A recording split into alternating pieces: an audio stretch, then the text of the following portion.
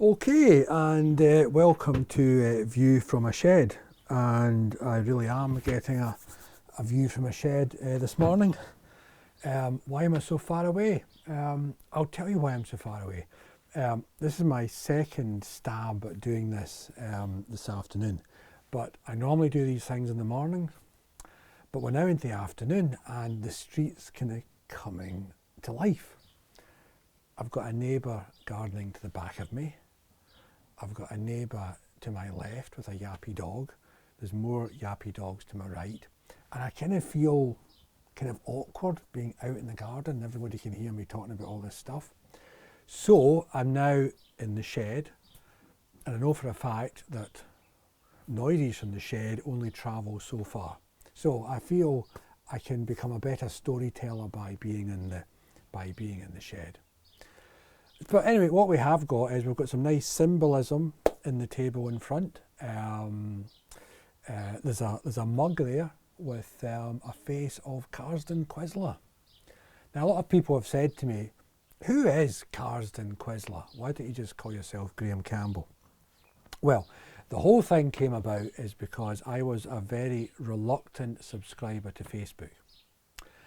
And for all kinds of reasons, to me, it was a kind of invasion of privacy. But the present lockdown just goes to show just how great things like Facebook can be for keeping in touch with people. But I was very aware from my business and my filmmaking that very often I would send people emails and they wouldn't pick them up, but they were picking up messages on Facebook. So that's how I got involved in Facebook. But in order to kind of keep it quite intimate, I came up with a pseudonym called Carsden Quizzler, drawn from two characters I played in Artemis films.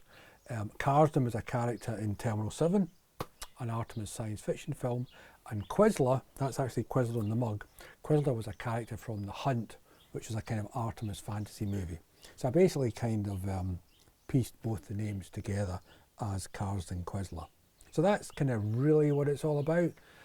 And Carsden Quizzler, I mean, there's people I speak to on Facebook who call me Carsden. You know, they've never actually met me, they think I'm Carsden. So it seems a bit late in the day to have a Graeme Campbell Facebook page, but that's the reason why. So, celebs who I have barely known a bit, and known a wee bit better. That's as exciting as it gets, folks. So, celebrities who I've hardly known. John Craven, mid-70s, walking across the Clifton Suspension Bridge in Bristol. John Craven was there doing a news report, possibly for John Craven's newsround.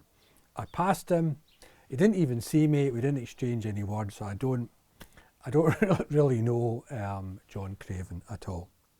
But other people that I have known: Sir Alex Douglas Hume, British Conservative Prime Minister, 1963 to 1964.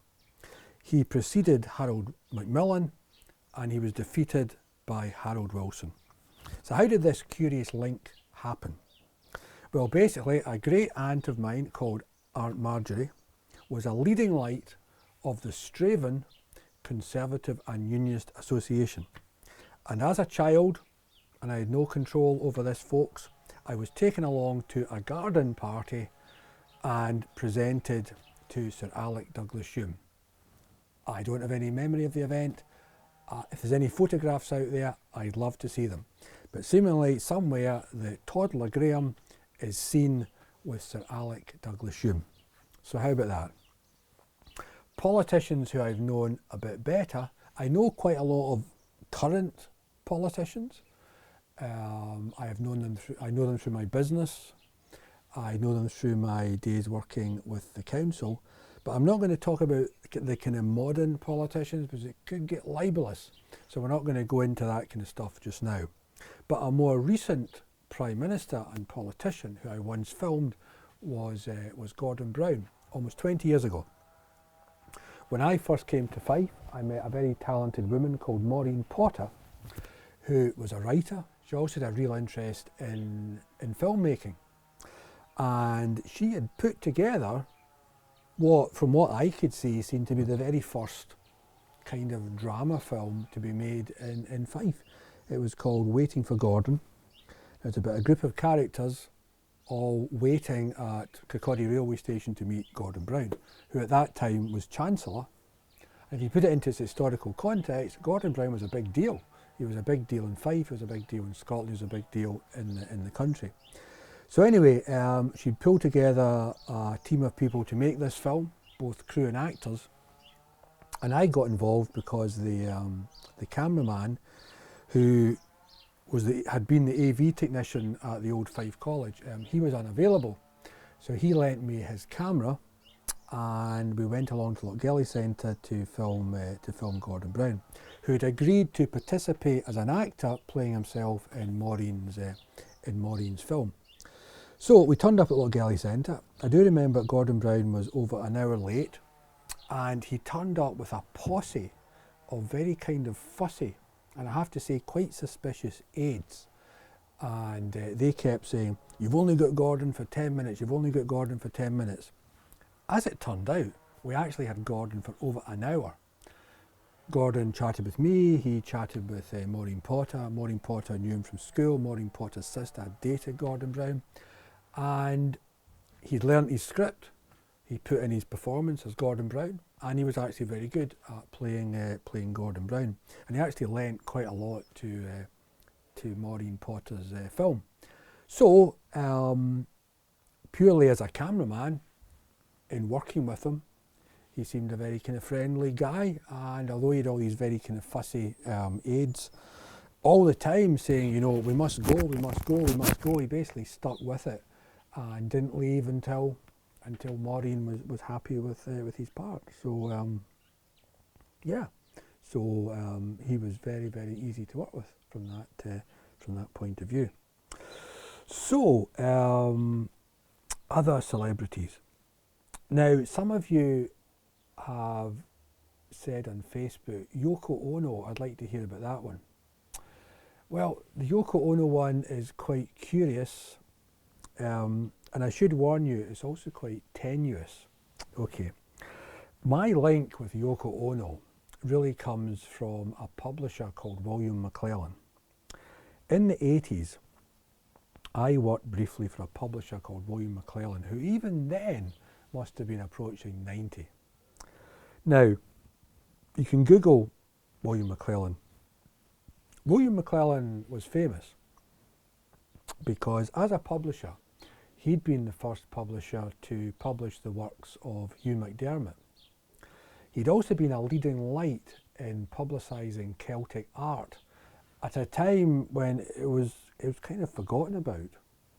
And because of William McLellan's passion for Celtic art, he had been exhibiting at the Indica Gallery in London for many years.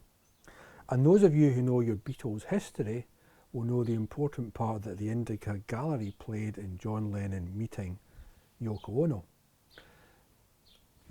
There's a famous story where, I think it was around about 66, John Lennon walks into the gallery. There's a magnifying glass hanging from the ceiling with a stepladder. Lennon walks up the stepladder, picks up the magnifying glass, points it at the ceiling and sees the word yes illuminated. And he said if it had been no, he wouldn't have taken any interest, but because it said yes, because it was a positive message, he was instantly smitten by the art. And then shortly after that, he then met what he described as a kind of Japanese woman all dressed in black with masses of hair. And that was how Lennon and Yoko Ono met. But William McLellan, he had actually met Yoko Ono a few years before when she first exhibited in London. And William McLellan's link was very much with Yoko Ono. He admired Yoko Ono as an artist. Now, being a Beatles fan and having a real interest in John Lennon, I was very curious to know, had William McLellan met John Lennon? And the question was, he had met John Lennon. But what was interesting was, because of William McLellan's age and because of his interest in Scottish poetry and Celtic art, he had no time for rock and roll. to him, Lennon and all the Beatles and all the pop stars of the era were just kind of, they just weren't important. They just weren't part of his world. And he did tell me that Yoko Ono did invite him to some parties where he did meet John Lennon. And when I pressed him on the question of what was Lennon like, McClellan's answer was that he just saw him as silly. He just saw Lennon as somebody who was silly and kind of irrelevant to his life, which I think gives you an interesting perspective, because whereas today we have an image of the kind of Beatles being kind of gods, and they were to many people even at that time, but to lots of people, particularly older people, they were something for the teenagers. They were really not something to take seriously, and that's where McClellan's attitude was quite interesting. Now, I'm not saying there's no link at all between me and Yoko Ono. When I was working with William McLennan, one afternoon the phone went and I picked it up. And on the phone there was a female American voice. And I went to William McLennan and said, there's a phone call from you. It's somebody American. And he said, that must be Yoko. And he went off and he spoke on the phone. And when he came back, I pressed him and I said, Yoko. And he said, oh yes, Yoko Ono. And I said, what? And I said, you know Yoko Ono. And this is when he told me the story of his relationship with Yoko Ono. And even at this point, we're probably around about 1989, even at that point, his friendship with Yoko Ono was still at such a level that Yoko Ono would phone him. So, again, a bit tenuous, but I'm just going to put it up on Facebook so that some of you might actually bother kind of tuning in.